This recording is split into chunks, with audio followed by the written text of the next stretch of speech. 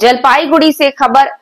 प्राथमिक टीईटी शिक्षक पात्रता परीक्षा डीएलएड एक मंच सदस्यों ने सभी योग्य उम्मीदवारों को प्राथमिक शिक्षक के रूप में नियुक्त करने की मांग को लेकर जलपाईगुड़ी में निकाली रैली। उन्होंने 2022 टीईटी के 50,000 रिक्त पदों के लिए भर्ती अधिसूचना की मांग की। इस मांग को लेकर 100 से अधिक नौकरी चाहने वालों ने शुक्रवार दोपहर जलपाईगुड़ी जिला प्राथमिक शिक्षा संसद कार्यालय के सामने विरोध आंदोलन शुरू किया।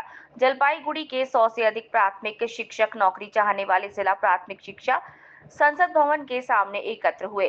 उन्होंने रोकने के लिए भारी संख्या में पुलिस बल तैनात किया।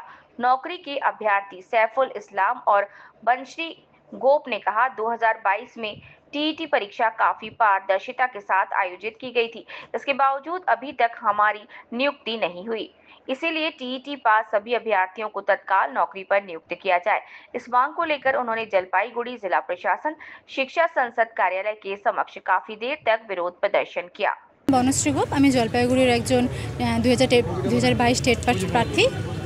এই বিগত 3 বছর আজকে ডিপিএসসি এসেছি আমাদের ডেপুটেশন জমা দেওয়ার জন্য, যাতে অবিলম্বে আমাদের নিয়োগের ব্যবস্থা করা হয়। যেহেতু এসএসসি ওবিসির এই মামলার থাকা সত্ত্বেও আমাদের এসএসসির এসএলএসটির নিয়োগ বিজ্ঞপ্তি আজকে প্রকাশিত হলো, কিন্তু আমাদের বেলায় কেন এই দ্বিচারিতা? তো আমাদেরও তো একটা অধিকার রয়েছে না, আমরাও বেকার বসে আছি। 2022-এ 11 ডিসেম্বর আমাদের পরীক্ষা হয়, 11 ফেব্রুয়ারি আমাদের 11 ফেব্রুয়ারি আমাদের রেজাল্ট প্রকাশিত হয়, আমাদের ওএমআর আছে, আমাদের সার্টিফিকেট দেওয়া হয়, কিন্তু তা সত্ত্বেও কী হলো, আমরা বেকার বসে আছি। কিন্তু দাবিটা কি? আমার নাম সাইফুল ইসলাম, আমার 22 টেট পাস। আজকে আমরা ডিপিএসসি অভিযান করতে আসি। 2022 সালে আমরা টেট পরীক্ষা দিয়েছি। আজ 3 বছর হতে চললেও কোনো ইন্টারভিউ নোটিশ নাই, কোনো নিয়োগ নাই। আমাদের মাননীয় প্রতিশ্রুতি দিয়েছেন যে আমাদের নিয়োগ করবেন, আমাদের পর্ষদ সভাপতি প্রতিশ্রুতি দিয়েছেন প্রত্যেক বছর 2বার নিয়োগ হবে, কিন্তু এখনও 3 বছর হতে চললেও কোনো নিয়োগ নাই, কোনো ইন্টারভিউ নোটিশও নাই। আর উনি প্রেস কনফারেন্স করে বলেছিলেন যে আমার কাছে 50,000 শূন্যপদ আছে, কোনো 22 টেট বসে থাকবে না।